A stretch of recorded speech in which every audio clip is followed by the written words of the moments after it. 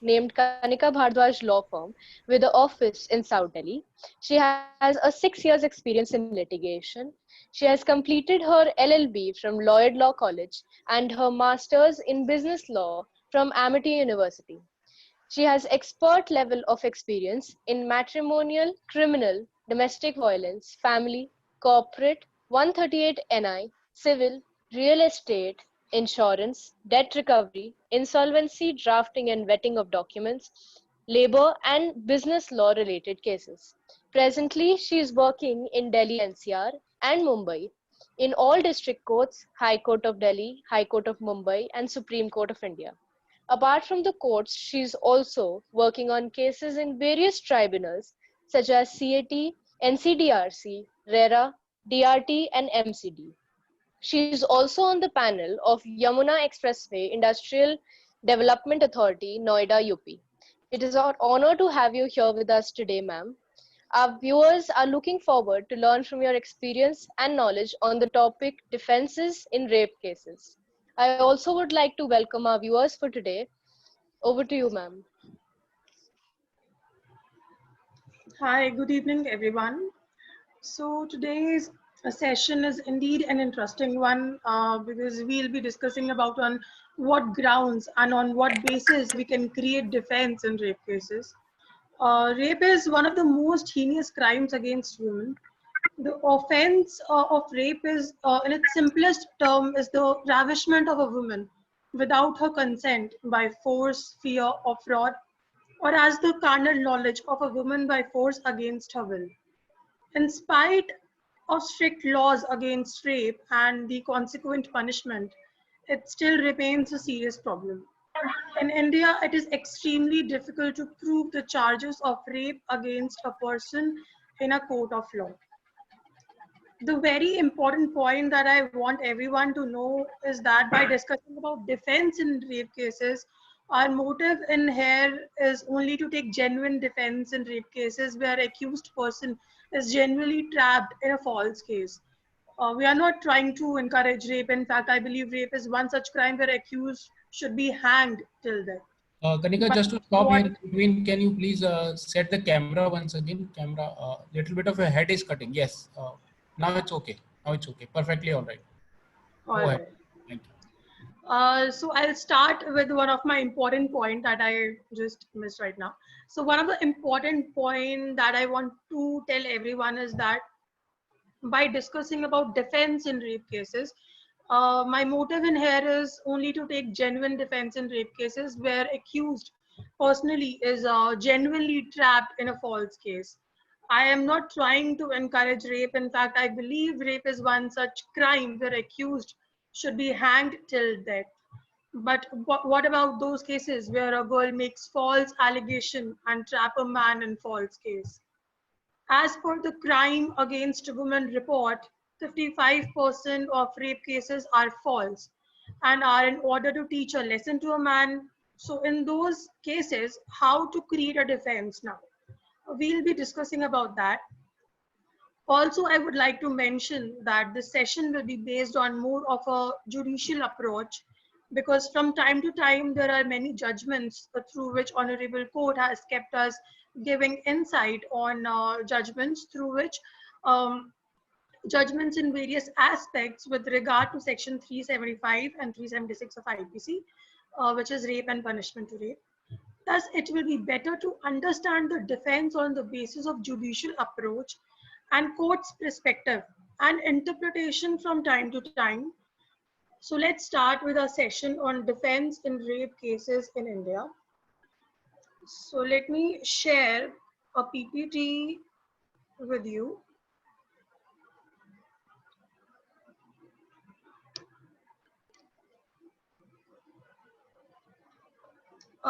Though the defense in such cases, I hope you are all able to see the PPT.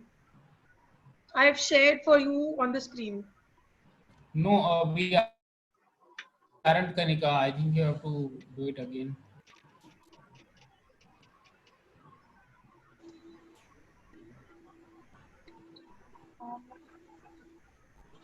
I hope is it visible now? Yes, now it is visible. Okay. So let's start with our today's topic, defense in rape cases in India. Thus, this shows 3 stages where accused persons have different rights. Is it the same? Yes, this is the Okay. same. Okay. Yeah. So, though the defense in such cases are made up by considering the circumstances of a particular case, but there are certain defenses which the defense lawyers have been relying upon, and it can be reflected in the judgments also. So let's start with the rights of an accused person first. There are certain fundamental rights of an accused person under the Constitution of India. These rights are given to all and also in rape cases, irrespective of fact if a person is accused of a crime. So we'll start with the fundamental rights of the accused. Therefore, till the time the crime isn't proven, there are certain rights of person accused of crimes. In India, these rights to the accused are given on the lines of a Blackstone, who said that let hundreds go unpunished, but never punish an innocent one. So you must be wondering, what are the rights of accused in India? Well, the accused person has been granted different right at different stages. So you can see in the slide, there are 3 stages where accused person has different rights. These 3 stages, as you can see on the slide, the first one is the right of an arrested person before his trial begin, which is called as pre-trial rights also. The second one is rights of accused in India during a court trial. And third is the right of an arrested person in India after his trial is completed. So these are the 3 stages. So we'll discuss about the first stage, which is pre-trial rights of accused in India. So these are the rights of a person accused of a crime such that their freedom and liberty are not hampered. The first stage of trial is the pre-trial stage. Here an FIR is filed on the basis of which the police arrest a person and searches his property, etc. The stage prior to the commencement of a court trial is extremely crucial. So any person accused of a crime such as rape must be granted the following accused rights. So the first right under this head is right to know about the accusation and charges. Under the Criminal Procedure Code 1973, the rights of an arrested person under CRPC include to know the details of the offense and charges filed against him. So he has the right, whoever the accused person is in the rape case, he has the right to know that what all are my accusations and what all are my charges. He can directly ask all these questions from the concerned authorities. Second right is right against wrongful arrest. Section 57 of CRPC and Article 22 Clause 2 of Constitution provides rights of accused in CRPC that he must be produced before a judicial magistrate within 24 hours of arrest. So this is also one of the right of the accused, that he has to be there by the police officials. He has to be there presented in the court within 24 hours since his arrest has been done, irrespective of the fact that whether the arrest was made without a warrant or with a warrant. The person who is making such arrest has to bring the arrested person before a judicial officer without unnecessary delay. By section 56 and 76 of the code, an accused has to produce accused has to be produced before the magistrate within 24 hours. So in case he has a strong defense in a rape case, because there are a number of cases which have been filed on the basis of false pretext also, he can be granted bail by court. There was one of my own case which I was handling, and the police was actually delayed. All these points has to be considered by a defense lawyer only. Because the police obviously himself, they will not come and say that there has been delayed or there has been delayed in producing the accused person before the court. So they will not make all these points. The defense lawyer will have to make all these points. So there was my own case only where there was delay of 2 days. The time period exceeded 24 hours, and I made a point before the court, and the point was considered also. So right now we are discussing about the rights, but we can say that these loophole in these rights can also be a defense. We can also take it as a defense also. So right against wrongful arrest. The third one is right to accused of just a second. Yeah, right to accused of privacy and protection against unlawful searches. So the police officials cannot violate the privacy of the accused on a mere presumption of an offense. As a per right of the accused in India, his property cannot be searched by the police without the search warrant. So accused also has the right of privacy and protection against unlawful searches. The next one is right against self-incrimination. A person cannot be compelled to be a witness against himself as per Article 20, Clause 3 of the Indian Constitution. This is also one of the right of the accused. Right against double jeopardy. A person cannot be prosecuted and punished for the same offense more than once as per Article 20, Clause 2 of the Indian Constitution. Even if the accused has committed 2 rapes or maybe more than 2 rapes, he cannot be punished twice or more than that. He will be punished only once. So it is the right of the accused that he cannot be held more than once for a particular offense. The next one is bail as the right of the accused in India.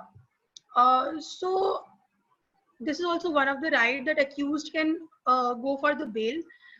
The right of an accused person allows them to file a bail application to be released from jail custody. There are 3 kinds of bail under Indian law: anticipatory bail, interim bail, and regular bail. So anticipatory bail is the concept of it comes out when the accused may rightfully fear arrest in cases of cognizable offenses such as rape. Bail is a legal relief that a person may be entitled to in order to get temporary freedom until his case is disposed of. So we can apply for either anticipatory bail. Another type of bail is interim bail. Interim bail is only for certain period of time granted before hearing to the prosecution. Sorry, to the accused person. The third is regular bail. A regular bail is basically permanent in nature and granted only after hearing to the accused person. The both parties are heard, the accused person and the prosecutors, both the parties are heard, and then the court decides whether the regular bail has to be given in this offense or not. It means that the accused person cannot be arrested till the judgment once regular bail is granted. So these are the 3 types of bail that accused has the right, and accused can basically ask this from court. The next is bail as the right of right to legal aid. So in this particular head, the rights of an accused, it means that until the case is going on, the accused person will be liable for legal aid. For example, there are cases where the accused person is not financially sufficient, or he is not capable financially. So what he can do is he has the right to legal aid. He can make an application or make a submission before the honorable court that he do not have enough resources to hire a lawyer. So what legal aid will the role of legal aid will come in, and the legal aid will provide a lawyer free of cost to that particular accused person. So this is also one of the right, and the accused can claim this right also. Another one is right to a free and expeditious trial. The rights of accused in India he has the right of fair trial and expeditious trial where he is free of any bias or prejudice. It is right of an accused that he should go through a criminal proceeding which is not biased and which is not arbitrary. So there are various judgments also under this particular head. All these rights were under the second head. Now we'll move ahead on the next head, which is rights of the accused during the trial. So what the accused gets a quick and impartial trial.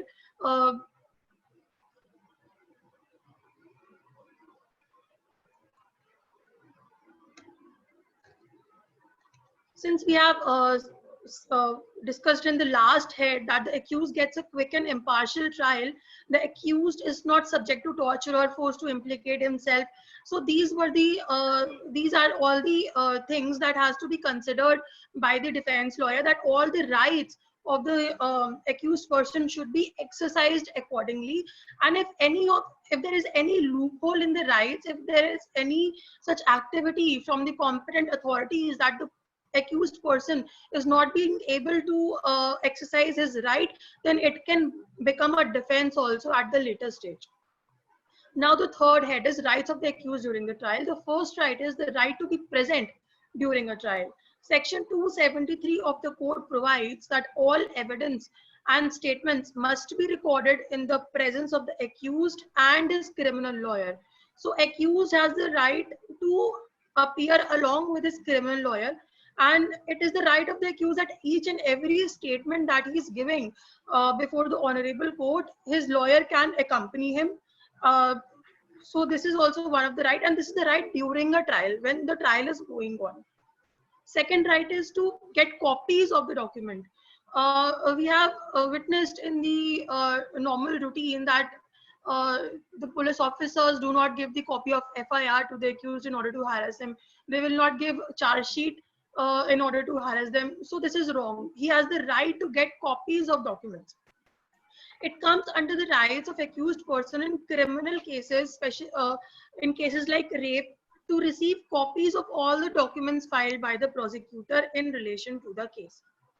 The third one is right to be considered innocent till proven guilty.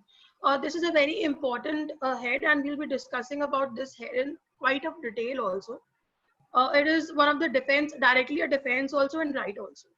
So the accused has the right to be considered innocent until his guilt is proven in the court on the basis of evidence and statements by the witness. The court will be treating that accused person as if he is innocent. They cannot treat, or they cannot wrongfully treat, or they cannot humiliate or do such kind of things to an accused person, saying that, and already when the accused person is not proven guilty as of now, so all these behavior cannot be done by the court or any of the competent authorities. They'll be treated as innocent only. The next right is the right to be present at the trial. The accused person has right to be present during his trial and have testimony presented in front of him only. The last one is the right to cross-examination. It's the right of the accused in case to be cross-examined by prosecutor to prove his innocence. The prosecutor and as per the law, the prosecutor and all the competent authorities will give this right to cross-examination to the accused, so as he can prove his case that he is innocent and he has not done anything. Now I'm coming to the next head, which is rights of arrested person in India. So what are the rights of person who is already arrested in a rape case? The first right is the right to appeal. The rights of arrested person includes the right to file an appeal against his conviction in a higher court. The second one is the right to humane treatment in prison.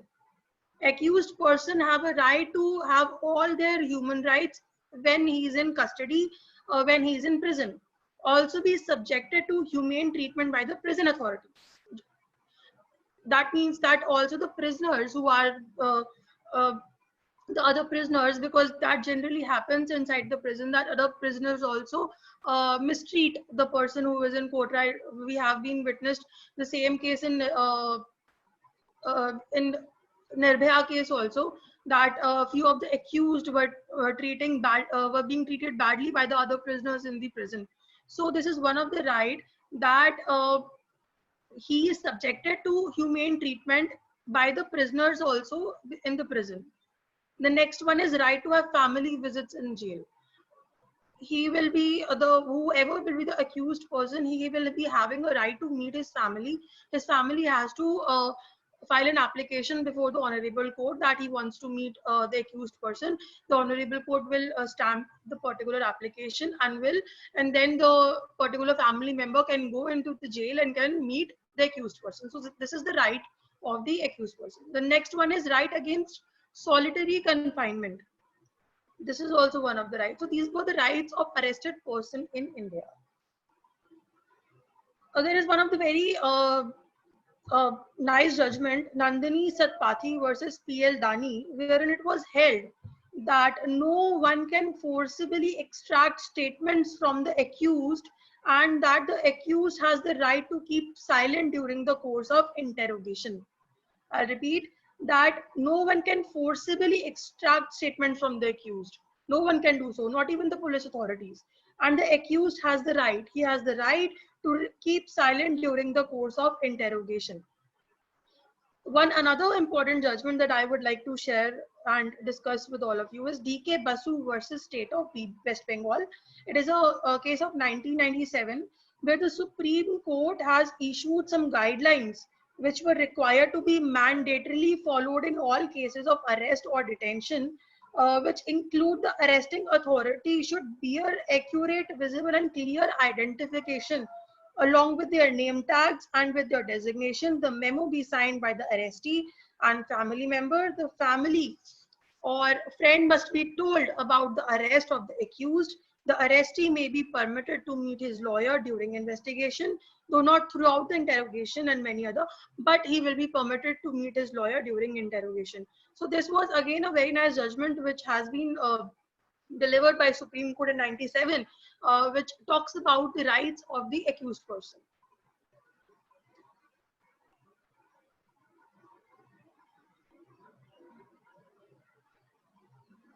Now coming up to the next head, defense in rape cases.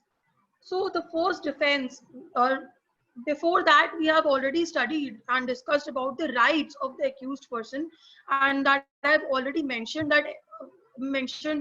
previously also, that any of the loophole in the rights, if the accused is not getting any of his right and he's not being able to exercise any of his right, this can be made as defense also in the trial process. So now, after discussing all these things, the rights of the accused during various stages, we'll come to the main point, which is defense in rape cases. So to be very specific, the first defense, that is consent of a woman. The essence of rape is the absence of consent. I'll repeat here that the essence of a rape is the absence of consent.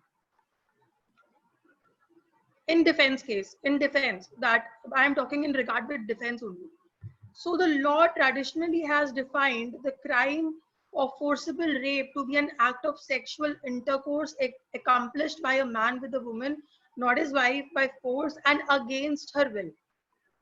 The central substantive element of rape is non-consent. It has to be against her will. The rape has to be against her will, and it has to be against her consent. So this is the very essence of the rape case. Now, if a sexual intercourse has been made by consent of both the parties, then it cannot be said that the rape has been committed. I'll repeat again, just in order to make you understand in a better way, that consent of a woman, if in a particular relationship or if in a particular sexual activity, if there is consent of a woman, then it cannot be said that the rape has been done. So this is the one of the defense that we have to prove before the honorable court, that the woman has given her consent while the intercourse. So one of the defense that can be taken is that the woman has given her consent for intercourse. Now, how consent is assessed in rape trials? So section 90 of the Indian Penal Code defines consent as free and intelligent consent given without fear or fraud, and with the full understanding of the fact to which the consent is being given. Whether the consent was freely and intelligently given is a fact which is not proved by women's outward behavior and conduct alone, but in deciding rape cases, the court seems to rely upon that alone and do not seem to look for any other further proof of her consent. So the court will only see at the first instance, at the first priority, the court will see that whether the woman has given her consent or not. If the court is clear that the woman has given her consent, then there is no requirement of the other proof. The accused will be acquitted and will be held non-guilty. Another fundamental problem is that the law provides no clear working definition of consent. Apart from this section only, there is no clear definition in the rape that what consent is. This rather conspicuous gap in the law of rape presents substantial questions of fair warning for men, which the law not so handily resolves by imposing the burden of warning them upon women. The history of women's consent through judicial decision traces how judicial precedent represses the violence that underlines. Judicial interpretations have structured the women consent by declaring that. So this is how as you can see on the slide, that how a consent is assessed. The first you can see women's consent is presumed if she is unchaste. And this has been said by Lake Singh versus State of UP. In this case, it has been said by Supreme Court only. The second is her bad character, and her consent are regarded as proof if she shows no outward signs of struggle, resistance, screams, or absence of injury. So if there is no injury, if there is no resistance, and if there is no evidence that the act has been committed and there is no evidence of force upon her, then also it can be said that the consent has been given by the woman. And this has been made. This point has been made in Tukaram versus State of Maharashtra, AIR 1979, SC 185. I have given the citation also. The next one is immediate. The next one is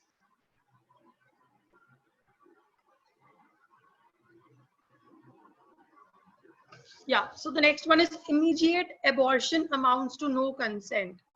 So if the girl has done immediately abortion, it means no consent, which has been said by Pratap Mishra versus State of Orissa, AIR 1977, SC 1307. So the next one is women consent and a character are made interdependent. This is also one of the issue that has to be assessed by the court in order to know that whether the woman has given consent or not. Next one is resistance often invites violence. If there is a resistance, there must be some injury or body marks. So in case there is no injury or no body marks, then it is presumed that there was no resistance from the woman's side for intercourse, as there was no violence. It has been again said in Pratap Mishra case, Pratap Mishra versus State of Orissa, the prosecutrix was fully grown up lady and habituated to sexual intercourse. The opinion of medical experts shows that it is very difficult for any person to rape single-handed a grown-up and an experienced woman without meeting any stiffest possible resistance from her. There were no injury marks on the bodies or the sexual organs of the accused. So these are the cases. Here comes up a doubt of women's consent, and this doubt in consent can be used as a defense in a rape case. As you can see on the slide, I have mentioned the entire case with the citation also. The next one is presumption of innocence until proven guilty. So one of the important and well-known principles is that a person is believed to be innocent till guilt is proved against him. This principle is called the presumption of innocence. In other words, accused is entitled to take advantage of a reasonable doubt in respect of his crime. Under these provisions, magistrate remain neutral and helps accused instead of complainant. This means even if accused is not aware of his legal rights, he gets necessary help from the court, and the court ensures that the accused are not denied their rights. So in a very in a very important case, which is Shivaji Sahib Rao, the Supreme Court cautioned that though this doctrine is very much useful, the doctrine of presumption of innocence until proven guilty is, though this doctrine is very much useful, this golden rule has to be used with cautious. This golden rule has to be dealt with cautious and cannot be used in any type of doubt. Accused is to be given only a reasonable benefit of doubt. As such, if the principle of even if 1,000 people maybe get acquitted, one person who is innocent should not be punished. is applied in all the cases and is relied upon indiscriminately, it may cause an adverse effect on the administration of justice and the society may lose faith in it. Besides, it is not desirable to acquit or convict accused wrongfully. Even if accused were given punishment wrongfully, this would also create an adverse effect on the society. So if accused is punished without adequate evidence against him, it would create a bad impression on the society and may have serious consequences of his family, financially and socially. So presumption of innocence is a restatement of the rule that in a criminal matters, the public prosecutor has the burden of proving guilt of the accused in order to be convicted of the crime of which he is charged. The burden of proof has two elements. The first element is an evidentiary burden, that is producing evidence in support of one allegation, while the second element relates to the burden of persuasion or legal burden, which is the party's obligation to convince the court on its sides that the that the evidence must prove the party assertion of the facts.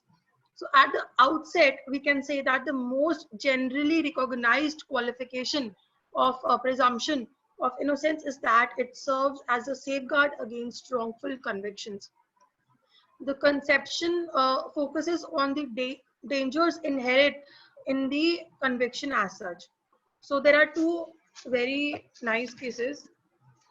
The first one is the Tram Singh versus State of Uttar Pradesh and another's. In this case, it was held that freedom of an individual cannot be curtailed for infinite period, especially when his guilt is yet to be proved and must be considered innocent till found guilty. So this is one of the very nice judgment. The other one is Chandrasekhar versus State of Himachal Pradesh, where the Supreme Court,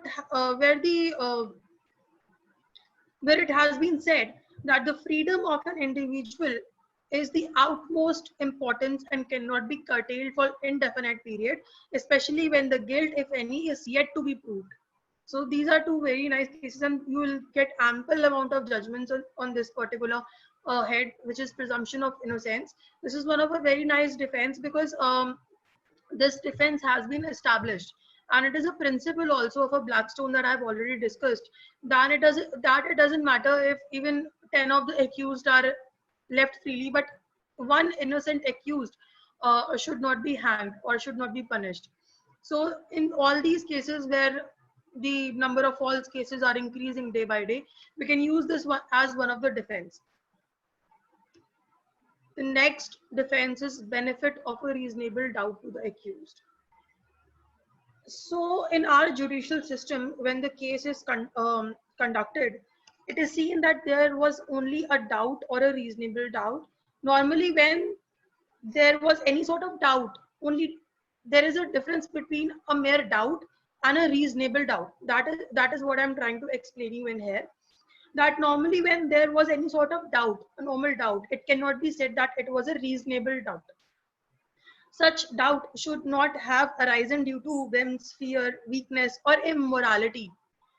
The doubt which after a peaceful observation appears to be genuine to an intelligent person and makes him to come to a conclusion of responsibility is what we call as a reasonable doubt.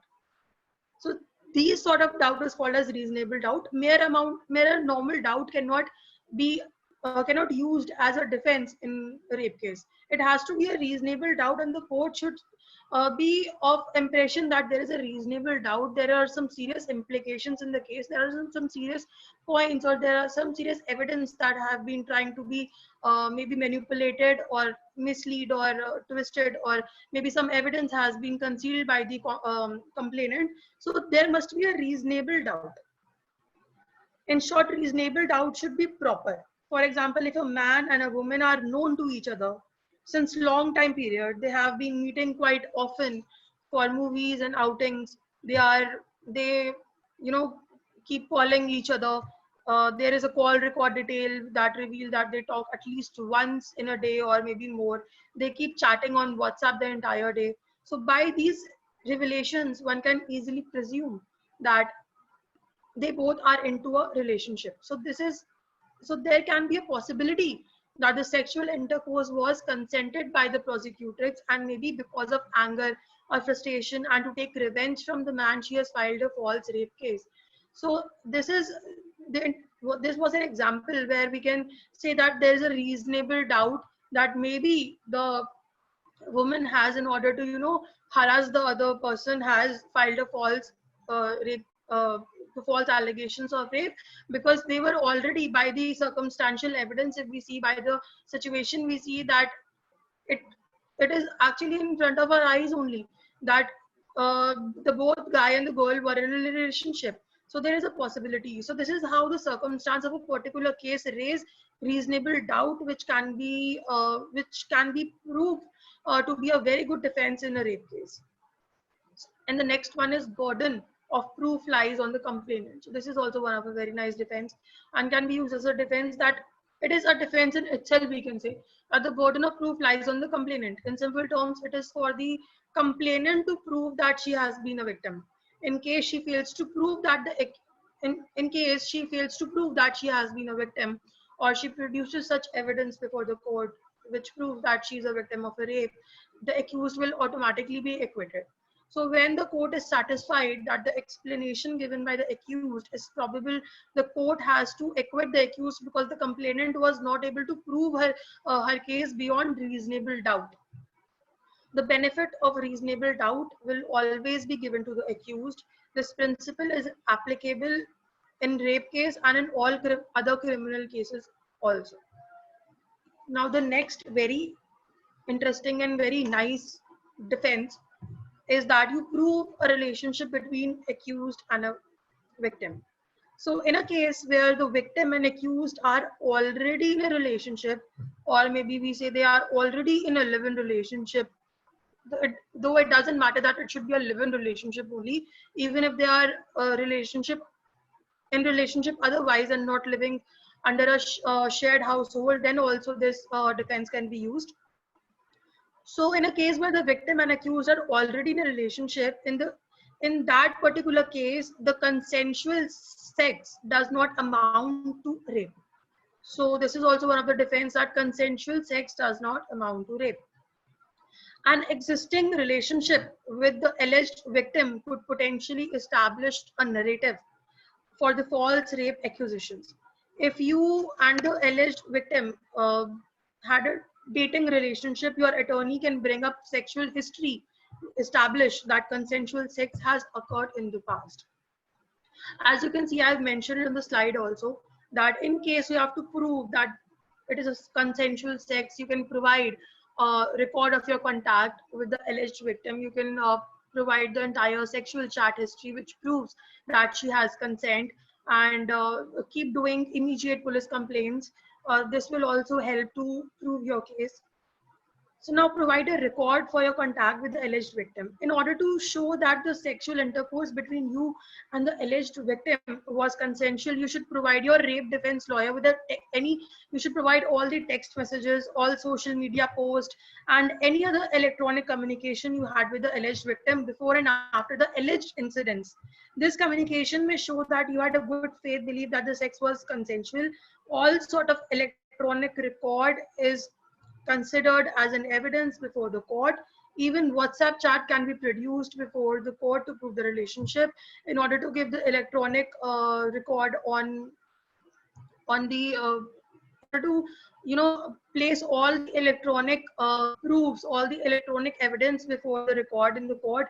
You have to file an application of 65B, which is a certificate which actually declares that what is the source of all these electronic devices from where you have made the video or audio, in order to be to say that the entire evidence that you are submitting is authentic and it is not fraud. So you have to give a certificate under section 65B first, and then you can place all the electronic records on record. So there was a very nice case of Raghuvinder Harna versus State of NCT of Delhi 2015, where the accused was acquitted. Accused was known and the accused was basically known with the victim, and the accused has shown all his voluntary call records, and he has placed on record all the WhatsApp chats, and also there was a delay in FIR. So there was a delay, there was a particular doubt, there was a delay in FIR. So in that case also the accused was acquitted. So now a case comes where a girl is blackmailing or threatening to file a false rape case. If that is the case, do immediate police complaint and registering complaints in police station and other competent authorities. All these complaints will help the accused person getting bail from the court, and also it helps you prove that the said case is merely a false case in order to harass and take revenge. Your actions and your conduct helps a lot when it comes to a defense part, because the moment accused person comes in court and says that it is a false rape case and the complainant has filed a false rape case in order to extract money or in order to take revenge or was blackmailing and threatening, so court at first instance will ask that if that is the situation, why didn't you register any complaint to the competent authorities. Thus, in order to get relief from the court, it is important to keep building your defense side by side simultaneously. So registering immediate police complaints is one of them. Now you can file counter cases upon the victim also. Apart and simultaneously, you can file counter cases. Even if your case is going on in the court, you can file these cases against the victim or before also, because extortion is one of the cases that you have to, if you file before, it will give you a very nice benefit and very nice defense in case of rape. So we'll be discussing about 3 cases where you can file counter cases also on the victim. The first one is perjury. You can file a perjury case against the victim. Even if even if a rape case is going on, you can file it simultaneously also. It means perjury means knowingly making misleading or false statement under oath or to sign a illegal document. Perjury is basically a criminal case only, and there is a sentence also. So it is a very serious case. This crime is taken very seriously because of the foundation of the legal system depends on trust and credibility. After all, just one sworn statement has the power to tip the scales of justice and dramatically alter someone's life. So one case is perjury that can be filed against the victim. Whoever intentionally gives false evidence, any woman who gives false evidence in any stage of a judicial proceedings or fabricate false evidence for the purpose of being used in any stage of a judicial proceeding shall be punished with the imprisonment of either description for a term may be extended to 7 years. So 7 years punishment can also be done in this case, and shall also be liable to fine and both. And whoever intentionally gives or fabricates false evidence in any other case shall be punished with the imprisonment of either description of a term which may extend to 3 years and shall also be liable to fine. Thus, if you have any evidence that you can prove that any of the statement made by the girl before the court is false, you can immediately talk to your defense lawyer and you can file a perjury case against her simultaneously.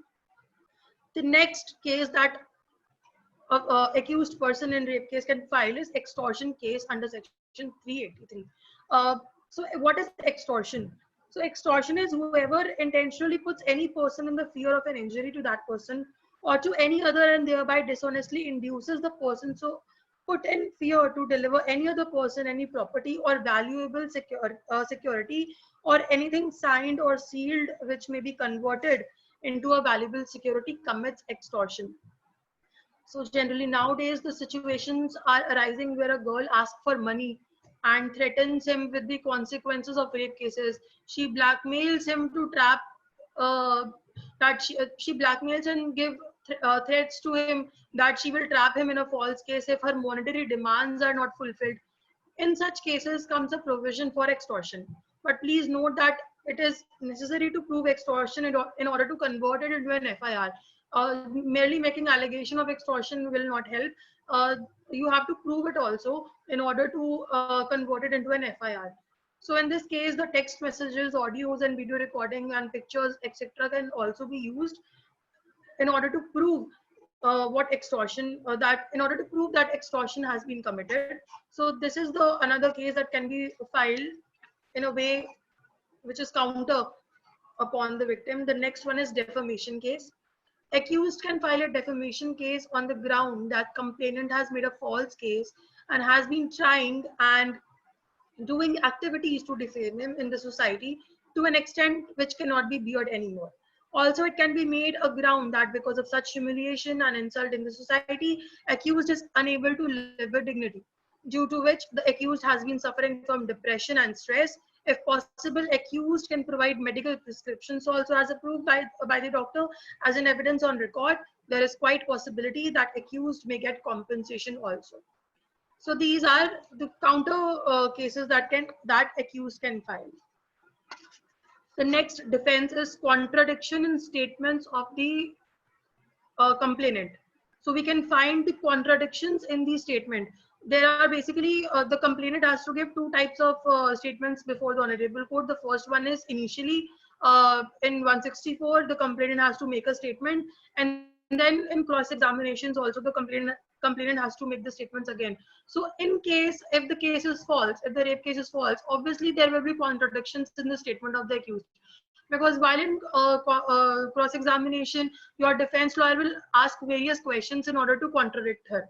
So if at any point of time you find that there are contradictions in statement of the accused of the complainant, this can also be a very good defense. A woman who has failed to be a sterling witness can be a defense for the accused. Inconsistent testimony, we can say that if there is an inconsistent testimony, then also it is a very good defense. Through the deep study and analyzing the statements of victim, one can make defense in a contradictions. Now this is a very nice judgment of Malti Chauhan versus NCT of Delhi 2005 High Court Delhi, and the reason for acquittal in this particular case was that testimony of the prosecutrix had inherent contradictions and was taking conflicting stands, and she could not be termed as a witness of sterling quality. So this is one of the very nice judgment. The next defense is attack on evidence. Now, once you have made all contradiction statements, once you have filed all other cases against her, and then you have made evidences, that may prove that she has not, the prosecutrix has given her consent, and once you have placed all these evidence on record, then comes a stage where attack on evidence has to be done by a defense lawyer. This can be a very good defense. And in a very nice case in Handwara, Srinagar rape case, an army major charged with raping a woman and a daughter. The major throughout denied the charges. The blood samples of the alleged of the victims and the accused were sent to the Central Forensic Laboratory, Chandigarh. The result of DNA test showed that the army major was not involved in the alleged crime. Thus, the DNA test came out to rescue of the major. So there are other such things where you can attack on the evidence part also. Whatever evidence the prosecutrix has given, you can attack on the evidence. The next is provide an alibi. Having an alibi may be the best possible defense to a rape allegations. If you were not present at the time of the location of the crime, where the prosecutor says that it was committed, if you are not present only at that particular time, you may be able to use the alibi defense. Absence at the time of commission of crime is termed as alibi in the legal terms. The provision in this respect has been done in Section 11 of the Evidence Act. According to this Section 11, a person can give evidence that he was not present at the time of offense. It is a complete defense in itself, which means that once proved beyond all reasonable doubt, the accused has to be acquitted. The next one is have witnesses that testify your good character. You have to place such witnesses on record. You have to bring such witnesses on record that testify that you have a good character and you don't have a bad conduct.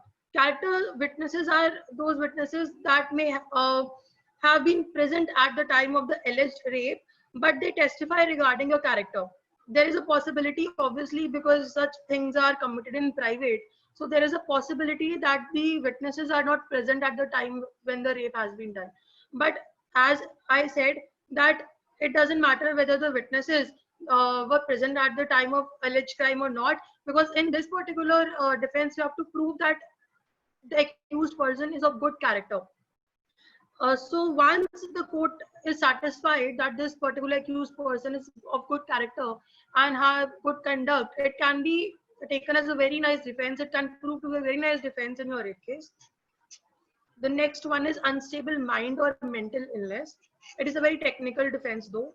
Accused can take a defense plea that the crime has been committed due to unstable mind and further state that he did not possess common understanding.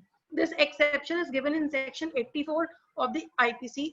Accused has to prove that his mental imbalance was in existence at the time of offense, which means at the time of commission of offense, his mind was not stable. Accused has also to prove that he was unable to understand the consequences of his act, or that he was unable to understand that he was doing something wrong or was doing some act against the law. Now here comes a part of mens rea. Intention is the essence of crime and criminal law. When a person is able to prove that there was no criminal intention at the time of committing of an offense, he can use that as a defense. So unstable mind is one of the defense where there is always a lack of criminal intention. When a mentally imbalanced person commit some act, the behavior of the person prior to commission of the crime and during the commission of the crime and after the commission of the crime is also taken into consideration. And the behavior of such person differs from any normal person, then the court can clearly presume that the accused was mentally imbalanced. So if the court has presumed that the accused was mentally imbalanced, it can be a defense in your rape case. So now coming up to the last topic is defense and judgments in rape on the pretext of marriage. Because even I have been witnessing and I've been doing such cases also where the woman says that the rape has been committed on the false pretext of marriage. So this is the very nice point that we should discuss about, and we should discuss about few judgments also that maybe can help you and give you some knowledge how so as to how to defense create a defense in your rape case. So when a relationship ends, women who have had consensual sex with her partner makes false complaints of rape under the promise of marriage out of revengeful in order to hurt the man, or they do it to extort money out of him, promising to withdraw the charge if he gives them what they want, or just to damage the image of a man or reputation of a man, leaving no right to dignity for him.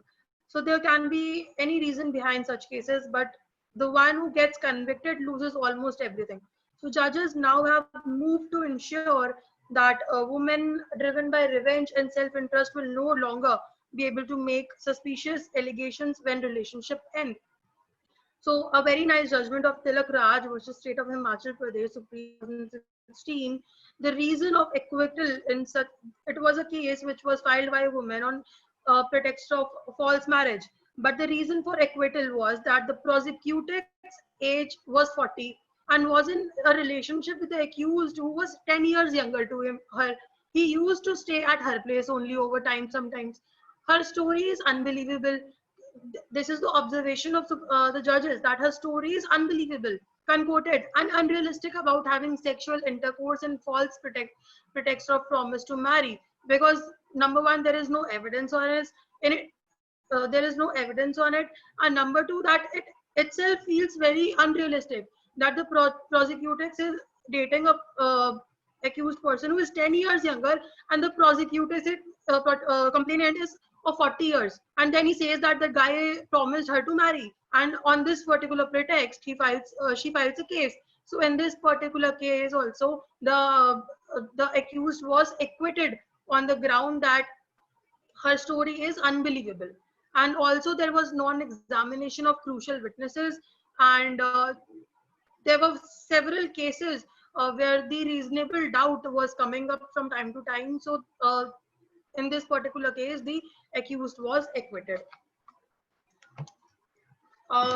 There is another case of Deepak Gulati versus State of Haryana, where the reason of acquittal was that the accusation of false promise to marry could not be proved and hence negated the accusation of rape. the girl who was a victim voluntarily went out with the accused to marry him. She voluntarily went with the accused to marry him on the way in Karnal. Now, on the way, he had intercourse with her where no complaint was made. In Karnal, there was no complaint made by the girl. After next few days, she comes to the court and she alleges that she has been raped 4-5 times. So, in this case, also, the court has observed that it is quite unbelievable that the rape has been committed on the false pretext of marriage. Uh, in this particular judgment, it was said by the Supreme Court that the consent of a 19-year girl was seen. It was witnessed that the 19-year-old girl has shown his consent by going her with him to Karnal and then roaming around, hanging around with him. So this proves that she has given consent to sexual intercourse. So the accused person was acquitted in this particular case. Another one case of Kapil Dev versus State of HP in 2017. So the reason of acquittal was that sexual intercourse was permitted by her even after the accused realized from the promise to marry. It is a case where the accused said that earlier the accused said that he will marry her. He made a relationship on that particular aspect, but then he also told her that because her family is not agreeing to this particular relation, he told her also that he will not be able to marry. But after then also the girl makes a sexual relationship with the guy, and it was proved by the WhatsApp messages and by the text messages. It was proved because the accused person and the victim has taken OYO rooms also after when the guy has said that he will not, when the guy has revealed that he will not marry that particular girl. Even after that also they were taking OYO rooms. So it was proved from the chats and from the text messages. So the guy was acquitted. It was said by the court that he has not committed any rape and therefore he was acquitted. So these are all the defenses, and these are few of the judgments that we have discussed today, which was defenses that we can avail in terms of the rape cases. So I hope this session was a knowledgeable one, and over to the moderators. I give Yeah, it to thank the you, Kanika, moderators. for this wonderful session. And it was rather, rather a completing topic, taking all the practicalities and the case laws together. Can I have Priyanka on the board? Priyanka? Yes, sir. Priyanka, I request you to take up the questions with the speaker. Yes, sir. Firstly, thank you, ma'am, for such an enlightening session. Most welcome. So I'll take up some questions by our viewers. So the first question is by Mr. Abhishek Jha. He's asking that what about defense in rape case when the allegation is leveled for sexual intercourse on the pretext of false commitment of marriage? I think we've discussed it. Yeah, we have actually already discussed it. But in Hmm. that, but I would like to add a few more points when you have particularly raised this question. I would want to add that when you Hmm. will actually do the research on this particular point, you will get both type of judgments. You will get the judgments in favor also, and you will get judgments in against also. So you have to make and take out those judgments which actually commence defense in your particular case, because there are several judgments and few of the judgments I've discussed also, that now the courts are giving these judgments that and they are ascertaining that whether it was a consensual sex or not, whether the consent was there or not. So the court is ascertaining all these aspects right now. It is not like the previous one where immediately the girl says that it is a false rape of the guy has made relations on the pretext of false promise of marriage, and the guy is immediately proven guilty. And now this is not a case. It will be a proper trial and the proper free trial. And I've also discussed about the rights of the accused. I have told you that it is a right of the accused is for the arbitrary, free, and the free trial. So this is one of the right of the accused also, that he can claim a fair trial also. So now this is not a case. Now you can get various judgments, and courts are been giving various judgments where the accused person are being acquitted and are being held non-guilty on this particular cases. But yes, it again requires an intense research of judgments. Yes, ma'am. Thank you, ma'am. The second one is also by Mr. Abhishek Jha. He's asking that what about defense in zero FIR or FIR being lodged after several months in order to take revenge? Um, Priyanka, your voice is actually, I think it lagged out a bit. So can you please repeat the question? Yes, ma'am. Am I audible now? Yeah, you were audible, but it was lagging in Okay. between. So Okay. So what about the defense in zero FIR or FIR being lodged after several months in order to take revenge? yes, even the one of the defenses delays in FIR. I have not explained you in detail here, but I had taken one instance where I said that delays, where I have used this word, where there is a delay of FIR. So delay of FIRs can also be a nice defense, but again, it has to be proved with the circumstantial evidences and circumstantial things also, because a woman can anytime she can come up and say that she was under threat or she was under pressure of the society, Yeah. so this is the only reason why she has delayed, and the court take cognizance also.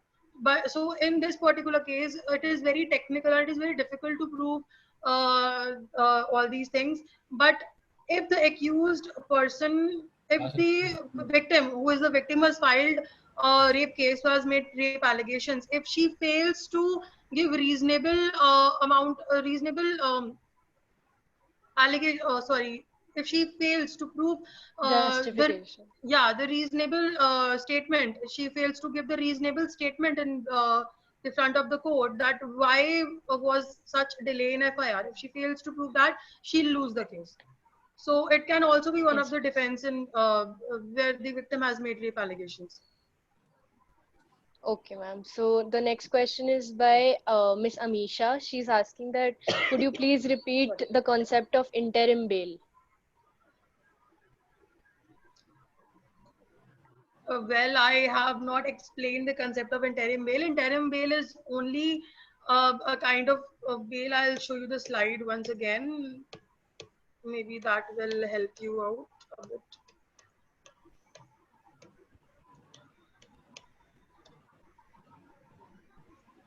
So this is basically the rights of the accused to get anticipatory bail, interim bail, and regular bail.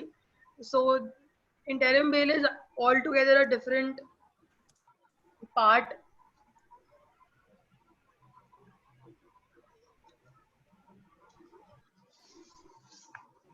I would request to move on to the next question because interim bail is totally different. Okay, It's ma'am. not a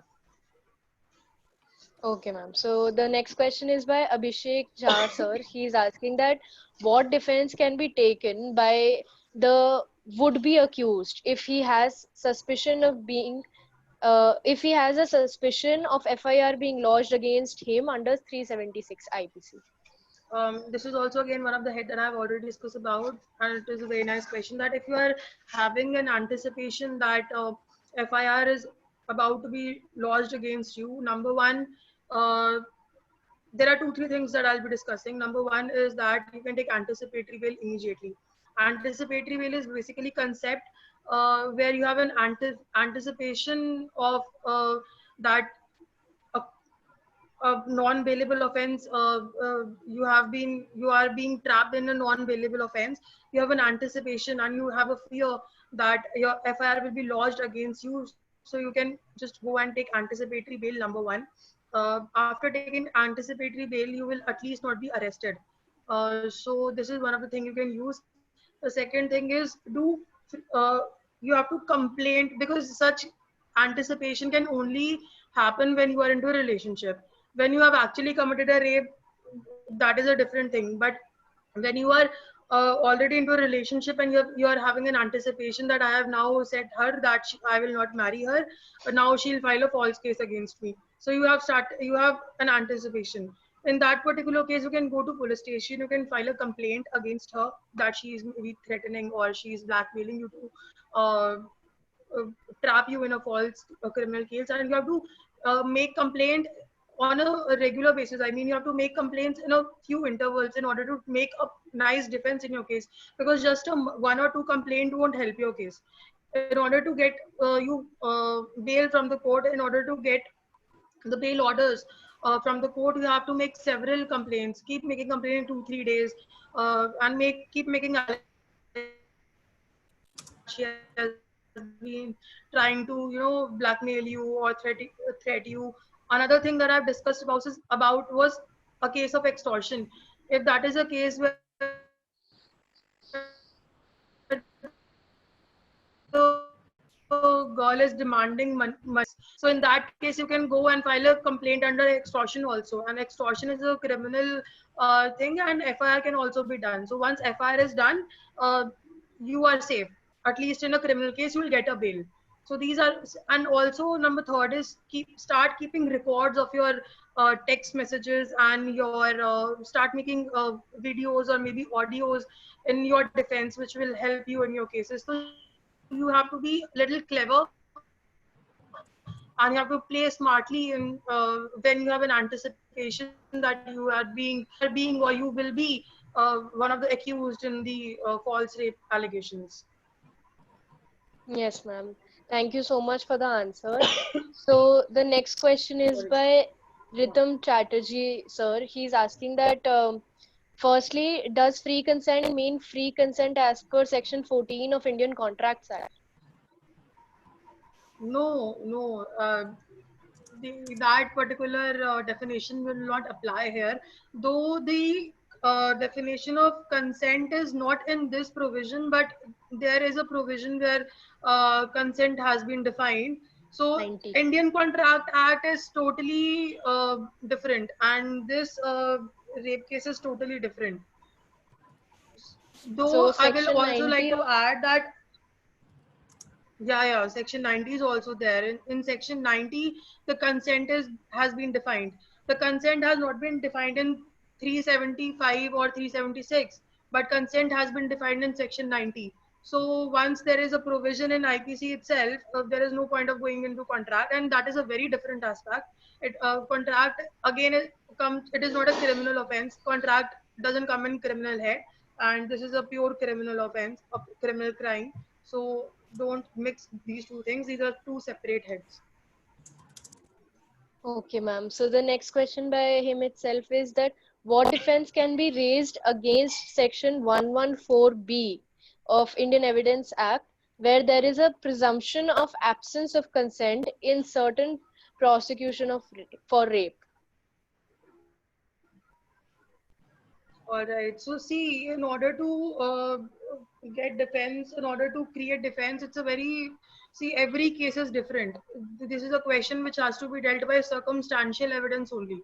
This such situation cannot be dealt because the defense is made uh, considering the facts of the case. This is a question that either you give me some facts so that I'll be able to explain in a better way, because this is a in such cases the defense is made in circumstantial evidences.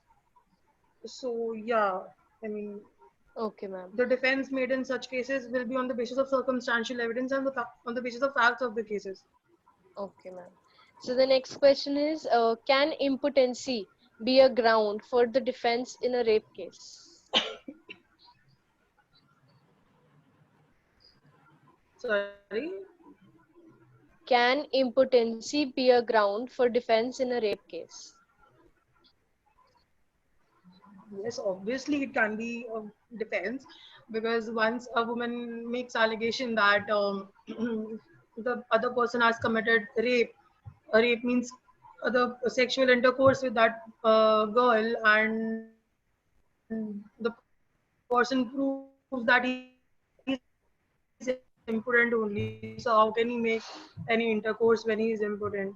So, but this impotency has to be demonstrated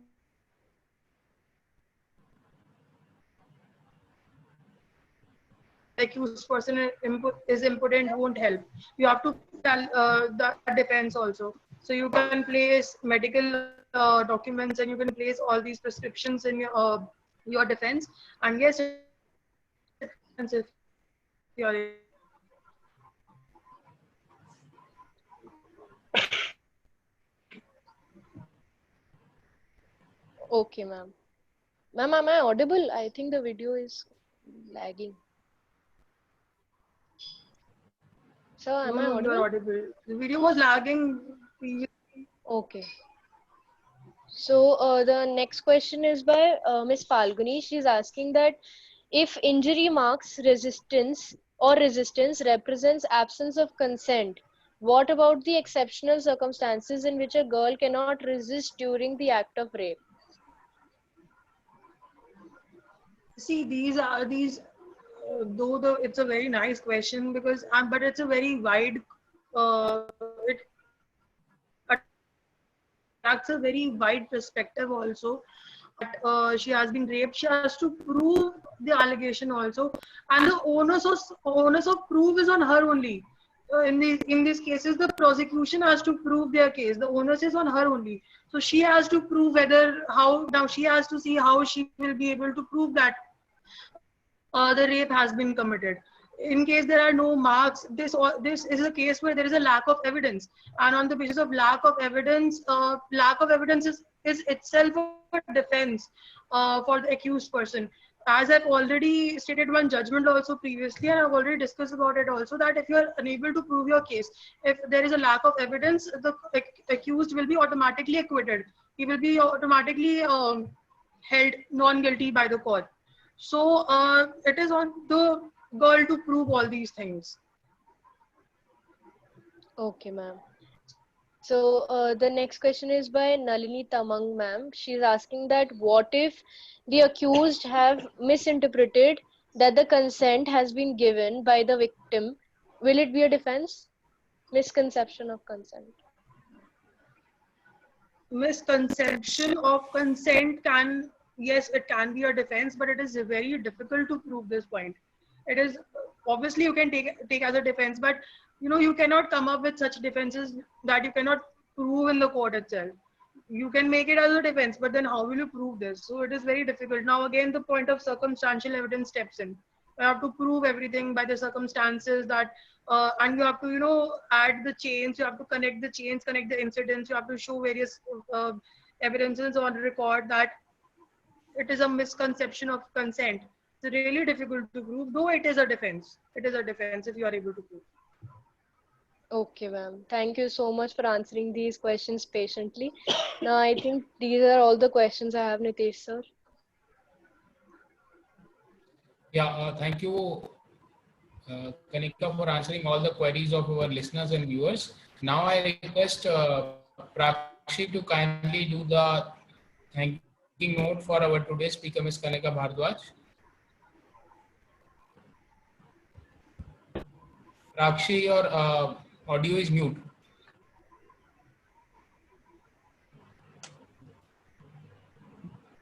Yeah, thank you, ma'am. It's my immense pleasure to take a moment thanking ma'am for being here with us today. It was a very informative session, ma'am, and was a bold topic to speak on. As we all know, it is important for lawyers to not only the victim's right, but also the right of the accused at the time of defense in the rape cases. Thank you, ma'am, for enlightening us on how to defend an accused as he is innocent before proven guilty. It was an honor, ma'am, to have you on this platform. Lastly, I would like to thank our viewers who took out time to stay with us till the end. Thank you, sir, for giving me this opportunity to moderate this webinar. With this, over to you, Nitish Mehra, sir. Thank you. Thank you, Prakshi, for giving such a wonderful thanking note to our today's speaker. Now, I would like to finally close today's webinar by thanking our speaker, Kanika Bhardwaj, who has been, kind enough for coming to our webinars weekly, and she has been a constant speaker, and a lot of viewers and participants ask about her to be there on the board with the different topics. So we are glad that Kanika time and again announced to comment on the different topics of law. Thank you, Kanika, once again. And I would also like to thank Priyanka Sethi and Prakshi Panchal, who will be part of today's webinar, and to all the viewers who were there, today's journey. Thank you, all of you.